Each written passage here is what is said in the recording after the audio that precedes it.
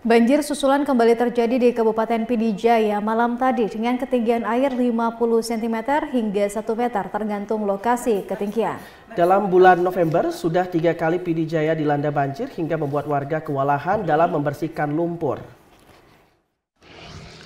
Cuaca ekstrim yang melanda kawasan Aceh Tamiang di penghujung tahun 2024 meningkatkan kewaspadaan masyarakat. Salah satunya potensi banjir yang dirasakan masyarakat dari hulu hingga ke hilir Sungai Tamiang.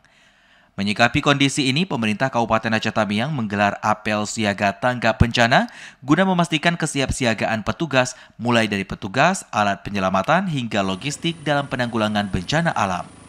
Kepala BPBD Aceh Tamiang, Iman Suheri mengatakan berdasarkan data Badan Meteorologi, Klimatologi, dan Geofisika atau BMKG, memprediksi adanya perubahan cuaca ekstrem di Aceh hingga akhir Desember nanti, dan puncaknya di bulan November 2024 ini. Menurutnya perubahan cuaca ini dapat memungkinkan terjadinya berbagai potensi bencana alam, mulai dari banjir, angin kencang, hingga hujan dengan intensitas tinggi. Untuk itu pemerintah Kabupaten Aceh Tamiang mengimbau masyarakat untuk waspada dan tetap tenang menghadapi cuaca ekstrem tersebut.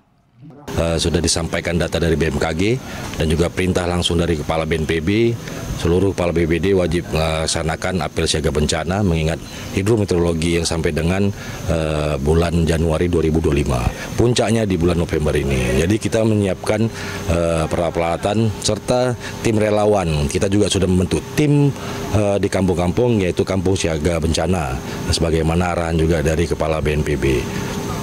Pelaksanaan apel siaga bencana ini dipimpin langsung oleh Dandim 0117 Aceh Tamiang dan dihadiri PJ Bupati Aceh Tamiang serta unsur Forkopimda. Dari Aceh Tamiang, Abdul Rozak, TVRI melaporkan.